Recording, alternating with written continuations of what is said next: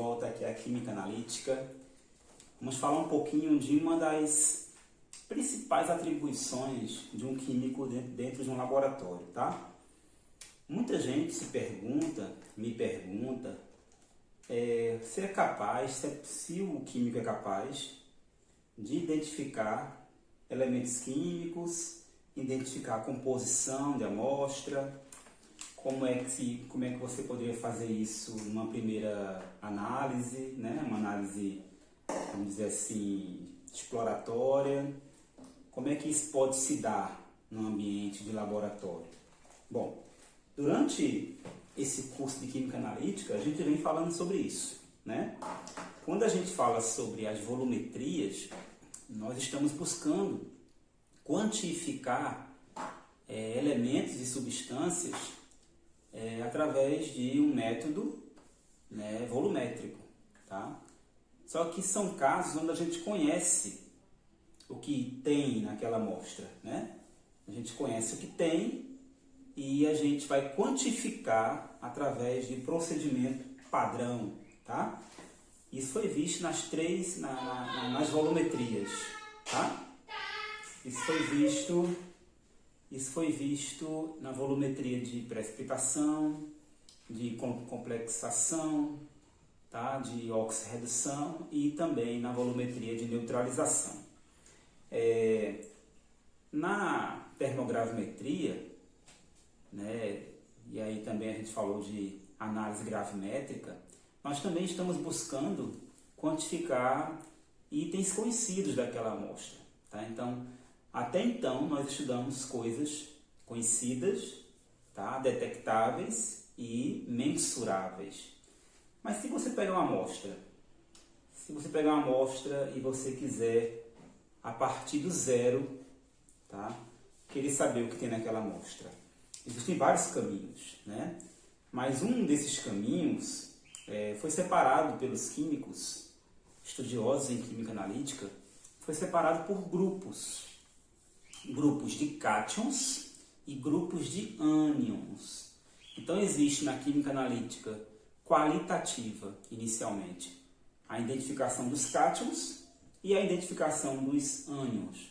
Claro que não dá para colocar todos os elementos da tabela periódica nesses grupos, porque existem elementos que são, vamos dizer assim, difíceis de se detectar pelos métodos clássicos, né? A gente está falando aqui de métodos clássicos. E também existem outros elementos que até mesmo para você conseguir reunir uma quantidade de amostra apreciável, fica difícil, tá? Então você não vai ver todos os elementos nesses grupos, tá? Mas uma grande parte, tá certo? Então a química analítica instrumental, tá? A análise instrumental, ela vem para tanto melhorar essa questão do valor, né? A relação sinal-ruído e o valor que você vai ter analisando uma amostra por essas técnicas instrumentais vai ser bem melhor, né, do que nas técnicas clássicas. Entretanto, vai ter, claro, que limitações, né? Você, para ter um laboratório equipado com instrumentos analíticos de última geração, você precisa ter um aporte financeiro muito bom. E isso nem sempre é possível, ou quase nunca é possível, a não ser que você esteja numa universidade muito agraciada financeiramente, ou então numa empresa do mesmo, vamos dizer assim, com a mesma pujança, tá? Então não é fácil a gente fazer as coisas pelos métodos instrumentais sempre que a gente quer, tá bom?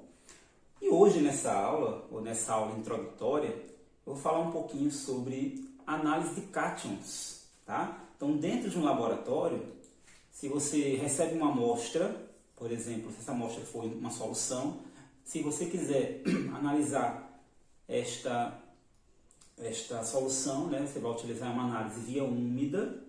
Se você recebe uma amostra seca, tá, um sólido, você vai realizar ensaios a seco, tá? Mas falando em soluções, se você tem uma solução na sua mão, você pode começar a fazer uma marcha analítica, tá? Pelos grupos de cátions, até você saber o que tem naquela amostra, tá? Então a gente vai falar hoje de marcha.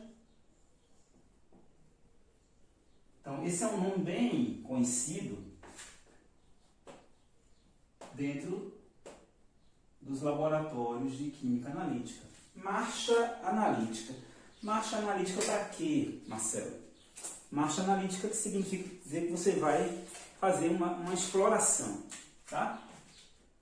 Então você vai começar a explorar. Essa marcha, ela é dividida em grupos, então, tá? Em grupos se for de cátions ou se for de ânions. Então, marcha, vamos botar aqui, para cátions. Ok. Quem são esses cátions? Esses cátions são divididos em grupos, tá? Então, a gente vai dividir esses cátions em grupos. Então, existe o grupo 1, grupo 2, 3, 4 e o grupo 5, tá? Então, nós temos 5 grupos de cátions para começarmos a falar sobre eles. Eu quero destacar aqui os 2 primeiros grupos, não nessa ordem, mas os mais simples de se determinar. O mais simples e, ao mesmo tempo, os mais difíceis de serem determinados, tá? No caso, aí é o grupo 5, tá certo? O grupo 5, esse grupo 5, grupo de cátions número 5, ele é formado pelos metais alcalinos, e o amônio. O amônio é um íon, né? Então, os metais alcalinos e o amônio fazem parte desses cátions. Então, lítio, sódio, potássio, basicamente são esses aqui, rubídio, tá?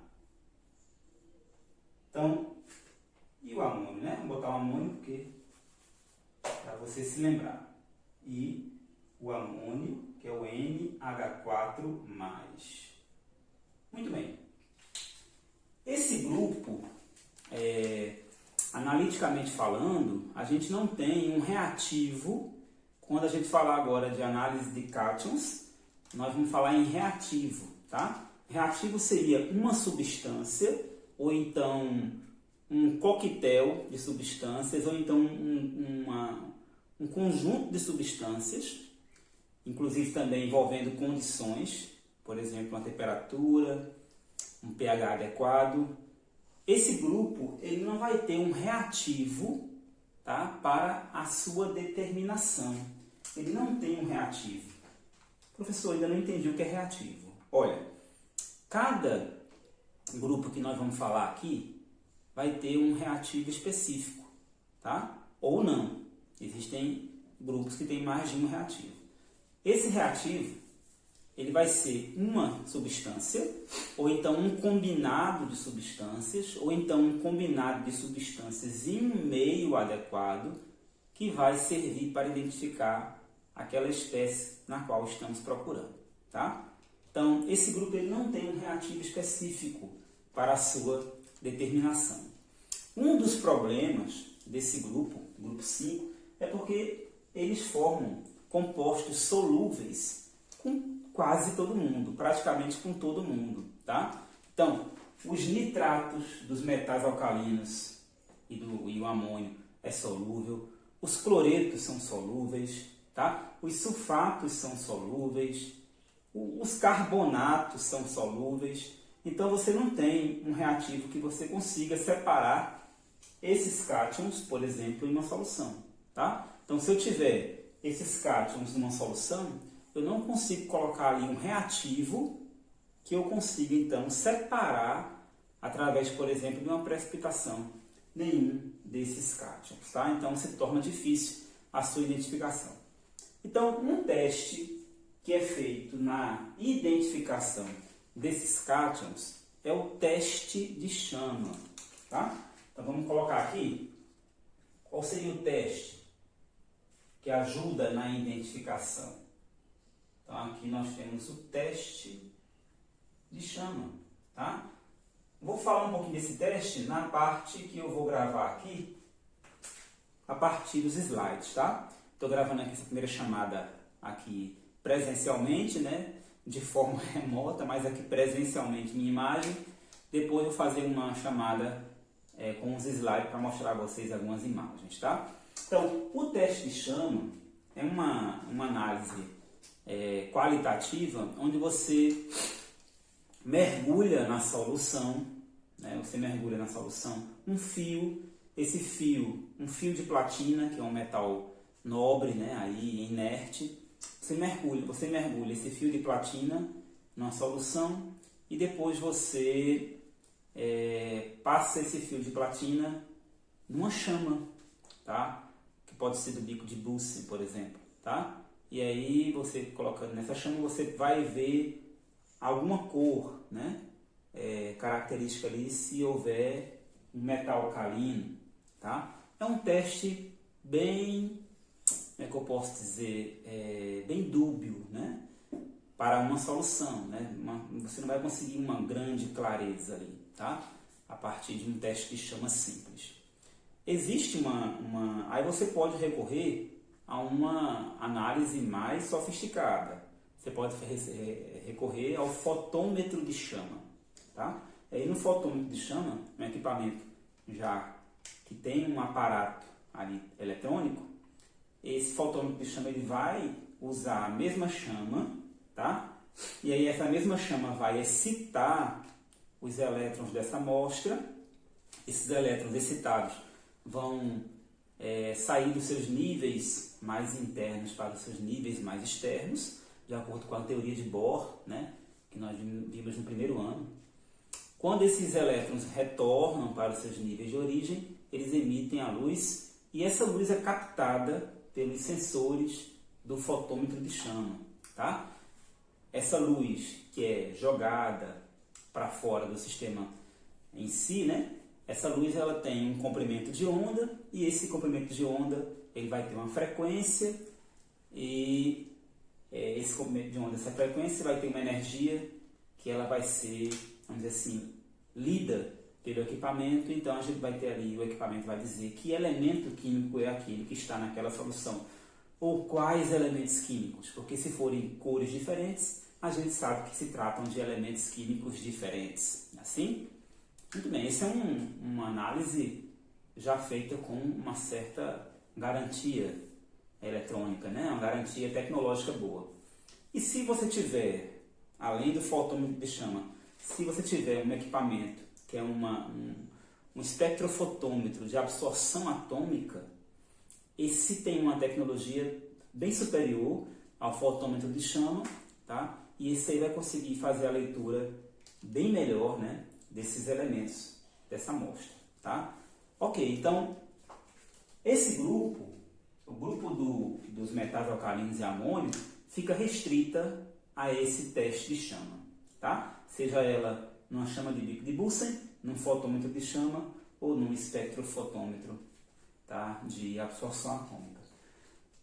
Então, o outro grupo que nós vamos falar e aí começarmos a discutir hoje é um grupo mais fácil da gente conversar, que é o grupo 1, tá bom?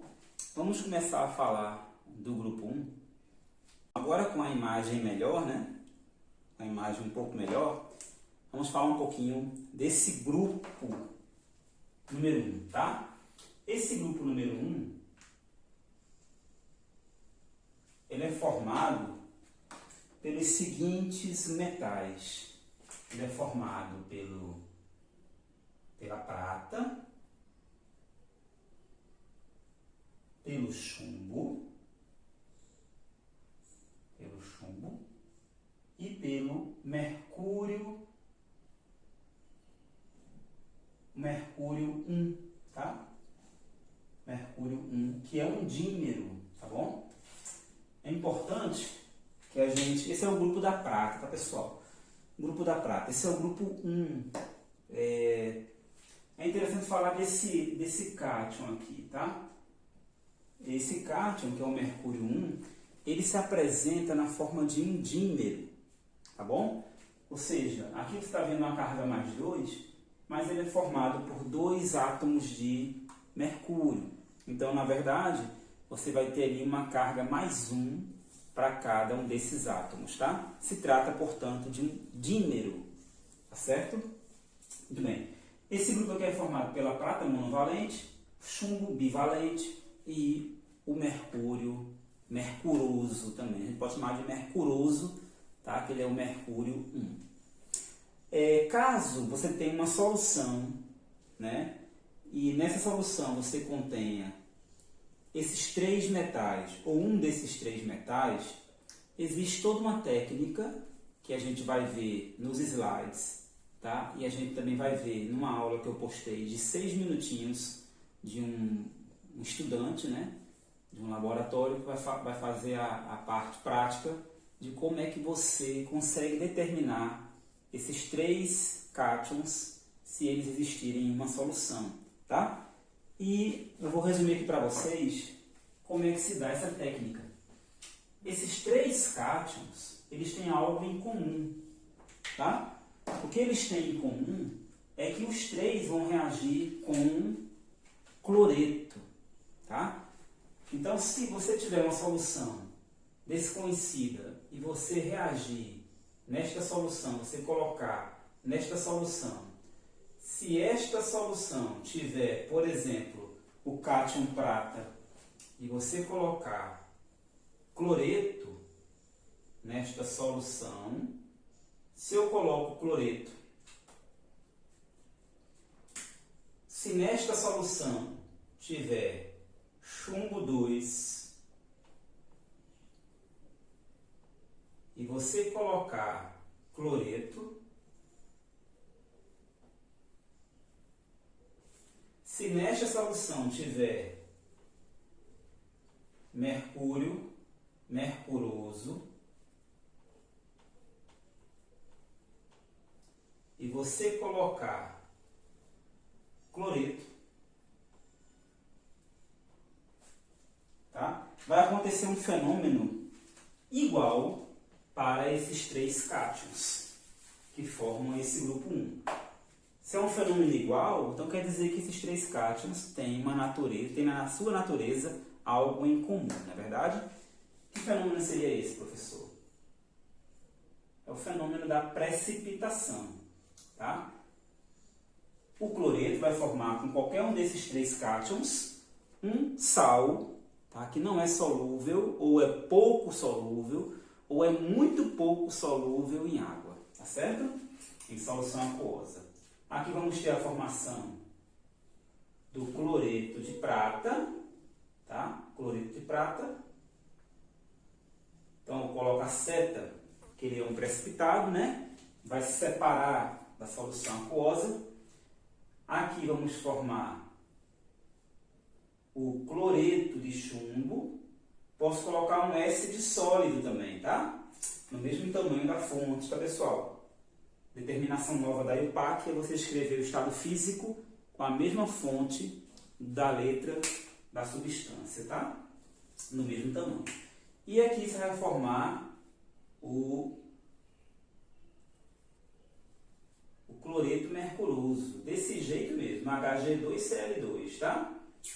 Hg2Cl2. Automaticamente você precisa equilibrar essas reações, né? Então aqui, ó, 2 e aqui também 2 cloretos, tá? Aqui você coloca, deixa apenas um cloreto. Uma coisa importante que a gente precisa conversar é o seguinte, Marcelo, e aí? Quer dizer que formou 3 precipitados, né? Cloreto de prata, cloreto de chumbo, cloreto de mercúrio 1, né? Ou cloreto mercuroso. Muito bem. Uma pergunta que pode aparecer. Quais são as cores desses 3 precipitados? Quais são as cores deles? Se eu disser a vocês, vocês talvez fiquem frustrados, mas os 3 têm a mesma cor. Os 3 são brancos. Então quer dizer que se os 3 estiverem na mesma solução, eu não vou conseguir identificar? Vai, tá? Vai sim, porque existem outras propriedades que vamos estudar, tá certo? Mas, de início, os 3 vão formar precipitados da cor branca, tá? Isso é uma coisa bem interessante. Desses 3, a primeira característica que você vai usar para identificar um por um é os produtos de solubilidade de cada um deles, tá? O famoso KPS, tá bom? O KPS de cada um desses sais, eles são diferentes, tá bom, pessoal? Então, um spoiler aqui que eu vou dar para vocês é que, por exemplo, o cloreto de chumbo 2, ele é o que vai ter o maior KPS entre esses 3. Ele vai ter o maior KPS. Então, como ele vai ter o maior KPS, vamos fazer um manejo, uma palavra que nem se adequa, né, na química analítica.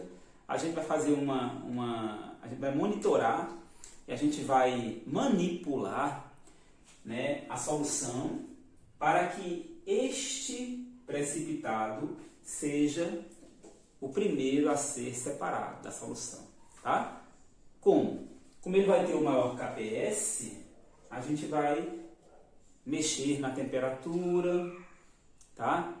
Vamos mexer nas condições para que esse sal seja o primeiro a ser separado, tá bom? E depois vamos alterar aqui alguma coisa para retirar o cloreto de prata e por último vamos ter a saída do mercúrio, tá? Então, no que se baseia a separação de cátions, por exemplo, né? Se baseia em você ter um conhecimento de química básica, né? Como é que se formam as substâncias, ter um conhecimento de reações químicas, ter estudado produto de solubilidade, equilíbrio, né, de solubilidade, tá? Lá em Química 3, lá em Físico-Química, tá? Para poder você entender os mecanismos que vamos usar para separar, para identificar e separar esses cátions e, consequentemente, dizer o que tem numa amostra desconhecida, tá? Então, se lhe der uma amostra desconhecida, a primeira coisa que você pode fazer nessa amostra é procurar por esses 3 cátions, tá? Caso não tenha esses 3 cátions, a gente vai seguir para o segundo grupo, mas isso é uma outra história, tá, pessoal? Isso é uma outra história. Hoje, a gente vai estudar apenas o grupo 1, tá bom? Então, se liga que agora eu vou passar para a parte dos slides, que é a segunda parte dessa aula, para poder a gente finalizar com a parte prática, tá bom? Então agora vamos para os slides. Valeu? Bom, vamos então para a segunda parte da aula, tá? De química analítica, tá ok, pessoal? Hoje iniciando a análise de cátions. Como eu falei a vocês anteriormente, então existem 5 grupos de cátions, tá?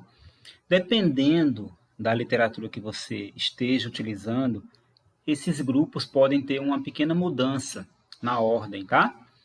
Por exemplo, os livros mais, vamos dizer assim, mais clássicos, como Bachan, como o Vogel, eles diferem um pouquinho essa ordem, por exemplo, entre os números 1 e 5, tá? Mas isso é uma coisa secundária. O que importa é você entender a química do grupo, tá certo, pessoal?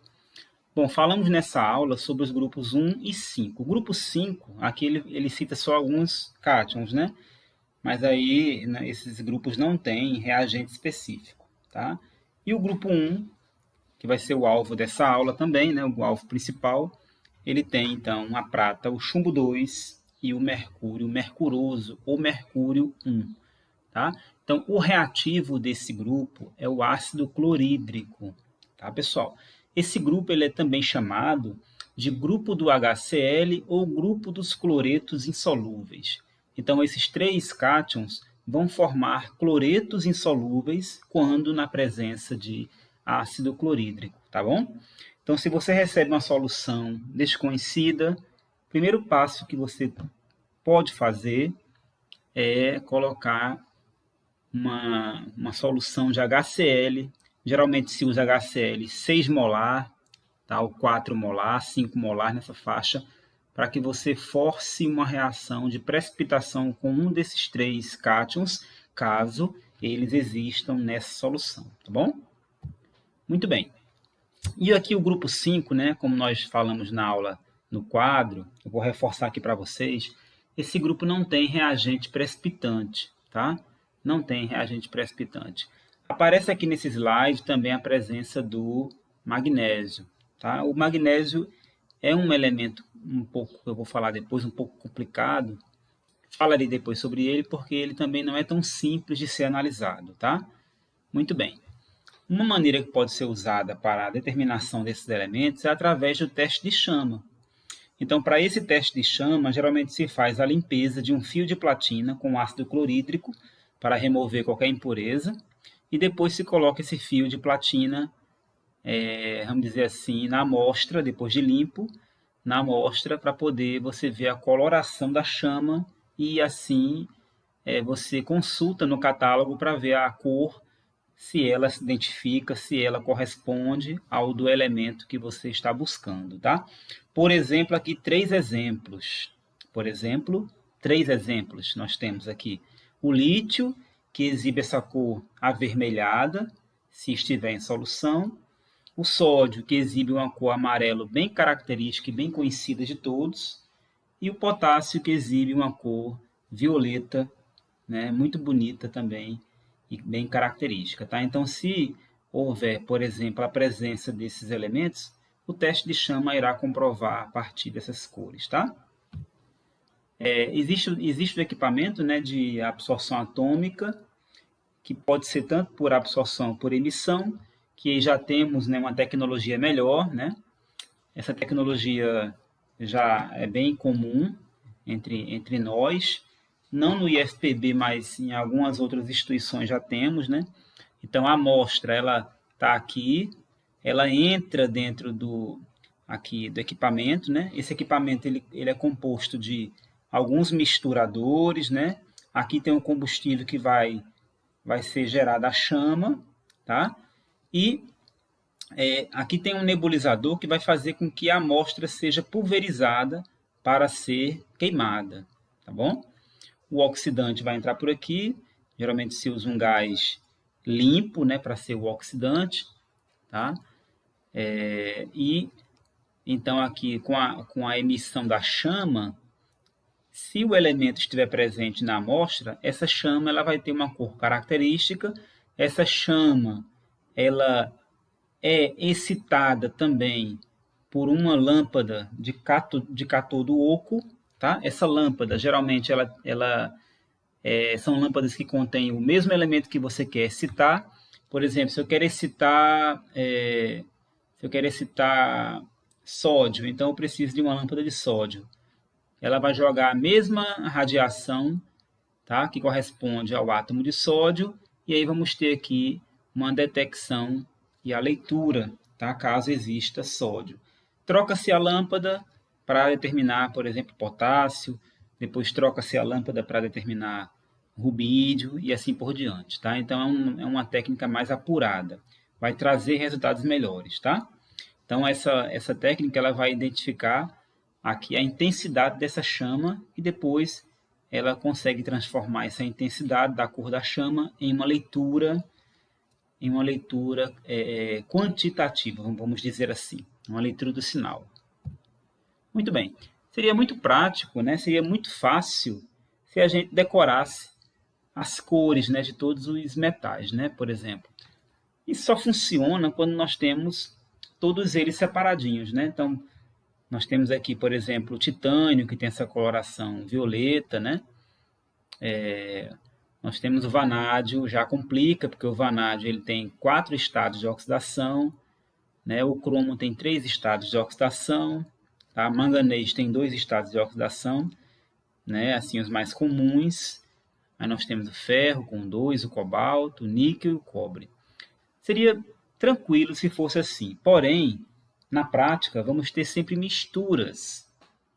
Vamos ter soluções que contêm misturas de cátions. Então, não é assim que a gente vai conseguir fazer a determinação, né? Então, essa figura aqui serve apenas como padrão para a gente comparar, né? Os precipitados que vão ser formados na identificação dos cátions é quem vai nos ajudar, tá, pessoal? Então, aqui estão alguns precipitados. Eu queria frisar, eu queria focar, eu queria que vocês olhassem apenas para o grupo 1, nesse momento agora, tá? Então, o grupo 1, que é formado da prata, do chumbo e do mercúrio mercuroso, eles vão formar cátions brancos, como eu falei na aula anterior, agora há pouco, tá? Então, isso aqui vai ser um pouco mais complicado para você analisar a olho nu. Então, é necessário a gente ter uma boa programação para separar esses cátions um por um, tá? E é isso que a gente vai ver agora no próximo slide, tá certo? Então, nesse grupo 1, temos essa característica de termos precipitados sempre na mesma cor. Embora os aspectos dele sejam um pouco diferentes, mas é difícil demais você, na hora, com os 3 precipitados juntos, você saber quem é quem, né? Então, se você colocar ácido clorídrico numa solução e formar precipitado branco, você não pode dizer que tem prata apenas, né? Ou só tem prata, ou tem prata. Você não pode dizer. Pode ter chumbo, pode ter mercúrio, tá certo? Muito bem. Eu estou voltando aqui com aquelas reações, tá? Para mostrar a vocês os valores dos produtos de solubilidade, tá? Então, é muito importante que vocês observem aqui e interpretem bem isso aqui. Olha só, eu falei para vocês que o produto de solubilidade do cloreto de chumbo era o maior. Aqui está confirmado, ó, 1,7 vezes 10 a menos 5. Isso é super importante porque na separação, o precipitado mais fácil de se separar inicialmente vai ser o cloreto de chumbo 2. Aqui está trocado, tá, pessoal? Aqui é PbCl2, tá? Teve um erro aí no slide. PbCl2. Então, ele é o mais fácil de se trocar, de se separar, tá? Porque o seu valor é bem maior do que os demais. Depois vem a prata e, por último, o mercúrio, tá? Mais um. Muito bem. Como é que se faz, então, em termos gerais? Vocês vão ver o vídeo agora, tá? Depois desse slide. Como é que se faz, em termos gerais, a separação? Então, digamos que você está com uma solução que contém esses 3 metais, esses 3 cátions, solúveis inicialmente. Você não sabe o que tem lá dentro, você vai colocar ácido clorídrico 6 mol por litro, 6 molar, tá? Muito bem. Se houver a presença de um deles, ou dos 3, ou de 2, você vai ter a formação de um precipitado. Aqui a gente tem os 3 precipitados, né? Beleza. O que não precipitar, que é o sobrenadante, tá? Você vai estar ali no sobrenadante, é porque tem cátions de outros grupos, né? Que não reagem com ácido clorídrico, tá? O que fazer, então? A gente vai pegar essa parte aqui do precipitado. Então, a solução ela vai ser separada, né? Você vai pegar essa parte aqui dos precipitados, vai botar em água quente, tá? A gente vai lavar esse precipitado em água quente. Então, aqui se faz uma filtração, se remove o sobrenadante e esses precipitados são lavados em água quente. Muito bem, como o cloreto de chumbo 2 tem o maior produto de solubilidade, ele é mais solúvel do que os demais. Então, em água quente, a gente vai ter a solubilização, vem aqui para o lado direito, ó, a gente vai ter a solubilização do chumbo 2. Ele deixa de ficar no precipitado, ele passa a ser solúvel novamente. E aí temos a separação, a primeira separação. Chumbo 2 vem para cá, solúvel, e cloreto de prata e cloreto mercuroso continuam sendo precipitados brancos, tá? Separando o chumbo aqui, o chumbo agora está no sobrenadante. Como é que a gente faz? A gente vai acidificar o meio, tá? Então, a gente acidifica o meio com ácido acético, 6 mol por litro, tá? Acidifica o meio e colocamos algumas gotinhas de cromato de potássio, tá? Algumas gotinhas de cromato de potássio. O cromato de potássio, quando interagir com o chumbo, ele vai formar o cromato de chumbo, tá bom? Essa reação acontece porque o cromato de chumbo é mais estável do que o cromato de potássio. Então, o cromato vai deixar o potássio e vai preferir se ligar ao chumbo, tá? Formando aqui um precipitado muito conhecido de cor amarela, tá bom? Esse precipitado aqui é muito conhecido. Então, assim, você vai identificar que na solução tinha chumbo. Você pode dizer, ó, nessa solução aqui tem chumbo, tá? Porque a gente está vendo aqui o precipitado amarelo, tá bom? Do outro lado, a gente vai ter os dois precipitados brancos. E aí, qual é a operação? A operação é reagir agora esses precipitados com uma solução de hidróxido de amônio 6 molar, 6 mol por litro. Tá? No momento que você reagir esses dois precipitados com o amônio, vai acontecer uma reação muito interessante. Tá? O mercúrio ele vai reagir com o amônio, formando uma substância que é o cloreto de amim mercuroso, tá?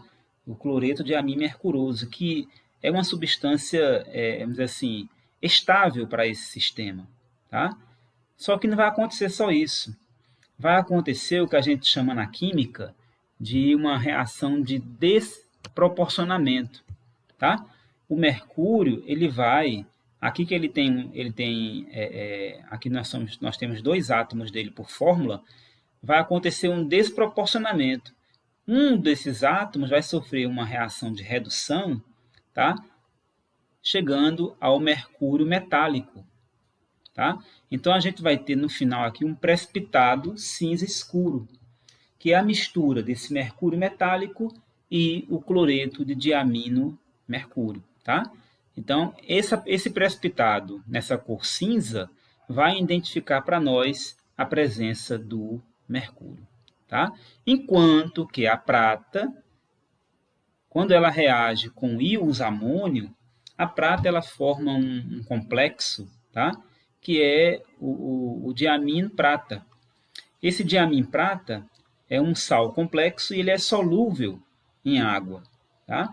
E aí esse diamim prata vai ficar no sobrenadante, a gente vai separar do precipitado cinza e depois, para você confirmar que a prata estava presente, você vai colocar um pouquinho de ácido nítrico, tá? 6 mol por litro, e esse ácido nítrico vai fazer com que o cloreto, que estava também por aqui no sobrenadante, volte a reagir formando o cloreto de prata, identificando a prata, tá? Então a gente vai ter um precipitado amarelo, identificando o chumbo, um precipitado cinza, identificando o mercúrio, e no final, reagindo à solução sobrenadante que separou do mercúrio, a gente reagindo com ácido nítrico, ou seja, acidificando o meio, a gente volta até a prata, formando com o cloreto de prata, que é branco.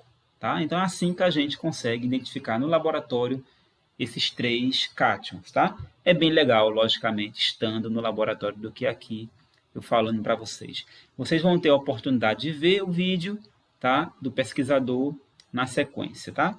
Eu agora vou mostrar um dos últimos slides, que é a sequência ao contrário do que a gente viu aqui. Ó, esse slide aqui eu tirei do Mundo da Química, né, que é um site, e esse slide mostra o grupo 1, tá? Os 3 cloretos. Mais uma vez tem um erro aqui, tá, pessoal? É PbCl2, tá? Então, cloreto de prata, cloreto de chumbo, cloreto mercuroso. O que acontece? Se você tiver esses 3 precipitados, você joga água quente. Beleza? Então, acompanhe comigo aqui no fluxograma. Ó, jogando água quente, em banho-maria, pode ser. À direita, o chumbo se solubiliza e você pode identificar o chumbo fazendo ele reagir com uma solução de cromato de potássio, ou até mesmo com uma solução de iodeto de potássio. Tá? Aqui temos duas opções para identificar o chumbo. Se você jogar cromato de potássio, vai formar cromato de chumbo, que é amarelo. Se você jogar iodeto de potássio, vai formar iodeto de chumbo, que também é amarelo. Tá bom? Então, isso aqui identifica o chumbo. Vamos agora para o lado esquerdo aqui. Ó. Ficamos com 2 precipitados, né? Aí você vai lavar esse precipitado com uma água quente também. No outro slide não falava nesse detalhe da água quente, mas você lava com água quente e joga hidróxido de amônio, tá? Aqui fala hidróxido de amônio concentrado. No slide anterior, ele diz... aqui fala água quente, mas aqui embaixo não fala, né? Hidróxido de amônio 6 molar. 6 molar é concentrado, tá, pessoal? Qualquer quantidade a partir de maior que 1 molar já é considerado concentrado, tá bom? Então, você vai fazer com que a prata se solubilize, tá? Vai fazer com que a prata se solubilize e o mercúrio já forma um precipitado cinza. Essa prata você vai reagir com ácido nítrico para formar o cloreto de prata, que é branco, tá bom? Aqui é a mesma sequência do slide anterior. O diamim prata, você reage com ácido nítrico, cloreto de prata. Professor, onde é que estava esse cloreto? O cloreto estava na solução sobrenadante, tá? E aí, com o meio acidificado, o cloreto volta a reagir com a prata. Lembre que antes o meio foi alcalinizado, quando foi colocado o hidróxido de amônio. Um segundo caminho que esse slide mostra e o outro não mostra é você adicionar iodeto de potássio à solução sobrenadante. Vai formar iodeto de prata, que também é amarelo, tá? E vai identificar a prata. Eu não gosto muito desse caminho aqui, particularmente falando. Eu não gosto muito desse caminho porque forma um precipitado amarelo e aí você pode confundir com chumbo, tá? Então eu prefiro acidificar o meio para formar cloreto de prata, porque aí é mais garantido que realmente você identificou a prata, tá bom? Não vai causar nenhuma dúvida se é chumbo, tá certo? Muito bem, pessoal. Vocês agora vão ficar com o vídeo, tá? Por favor, assistam um vídeo muito curto, de apenas 6 minutos, para fixar esse conteúdo inicial aqui de Química Analítica, tá bom? Então, vai agora o nosso vídeo. Como identificar um cátion que compõe uma amostra? Didaticamente, se divide os cátions da tabela periódica em 5 grupos. E esses grupos são divididos de acordo com a solubilidade desses cátions. No vídeo de hoje a gente vai falar sobre a marcha analítica do primeiro grupo de cátions. Esse grupo contém os cátions chumbo, prata e mercúrio. Inicialmente nós vamos pegar a nossa solução mãe para identificar esses 3 cátions. O primeiro passo a ser realizado é adicionar gotas de ácido clorídrico na nossa amostra. O esperado é que forme um precipitado. Por quê? Porque os 3 cátions, chumbo, prata e mercúrio, formam cloretos insolúveis.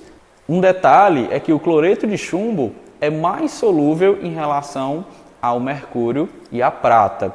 Então, ele vai precipitar na forma de cloreto, porém, ele é um pouco mais solúvel. A gente vai utilizar o ácido clorídrico 6 mol por litro para que não ocorra a formação de complexos de cloro solúveis. Portanto, a gente não pode utilizar o ácido clorídrico concentrado.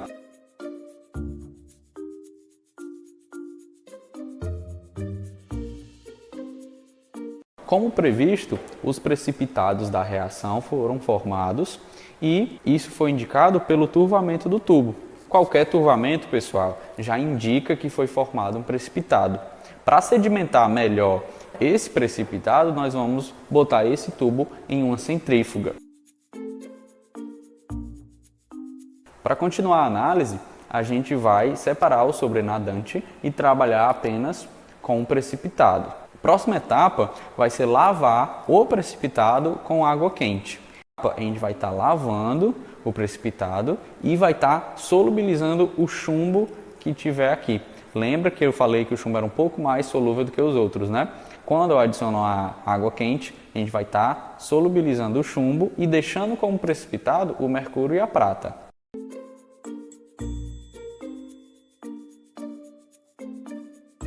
Após a adição de água quente, vimos que algo foi solubilizado e vamos jogar de novo na centrífuga para ter melhor essa separação. Nesse tubo de ensaio, espera-se que o sobrenadante contenha o chumbo e no precipitado tenha os cloretos tanto de prata como de mercúrio. Para identificar o chumbo, o primeiro passo é adicionar uma gota de ácido acético. Não vai precipitar ninguém, porém ele vai eliminar qualquer interferente que possa existir na nossa solução. Agora basta adicionar 5 gotas de cromato de potássio para vermos o precipitado chumbo ser formado. Nessa etapa vai ser formado o precipitado cromato de chumbo, que é insolúvel, então nós vamos vê-lo na forma de precipitado.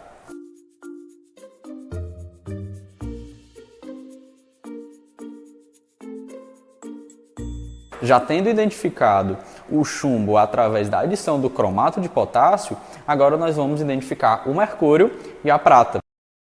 Nós vamos utilizar o precipitado da lavagem com água quente. A esse precipitado, que lembrando é o cloreto de prata e o cloreto de mercúrio obtido lá na primeira etapa, nós vamos adicionar amônia. Se aqui tiver mercúrio, vamos formar um precipitado preto e um branco, que é justamente o mercúrio zero e um composto formado entre o mercúrio e a amônia.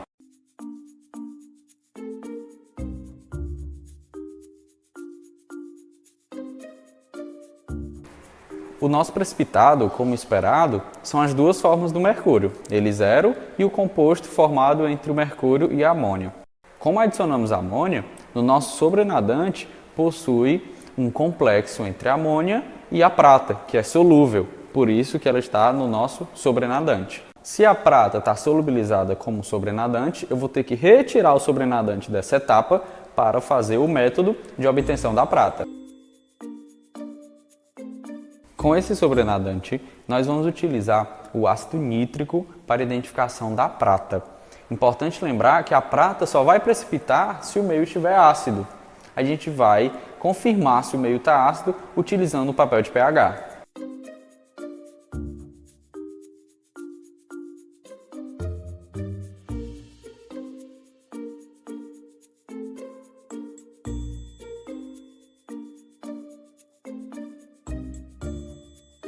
Identificamos a prata, o pH da solução está ácido, então nós já concluímos toda a identificação do primeiro grupo de cátions. Foi o primeiro vídeo sobre química analítica qualitativa.